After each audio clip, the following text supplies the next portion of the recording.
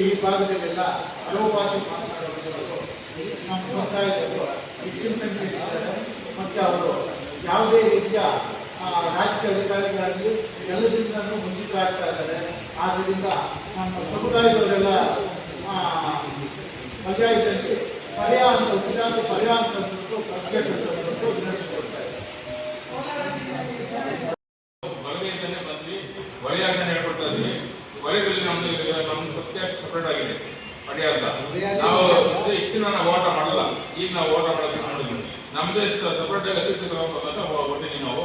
ನಮಗೆ ಸಪ್ರೇಟ್ ಆಗಿ 1% ನೀರಾಗಬೇಕಂತ ನಾವು ಕೇಳ್ತಾ ಇದ್ವಿ. ನಾವು ನಮ್ಮ ಪಡ್ಯ ಭಾಷೆ 1% 6% ಕೊಟ್ಟಿದ್ದಾರೆ ವಲಯರಿಗೆ. ಅದರಲ್ಲಿ 1%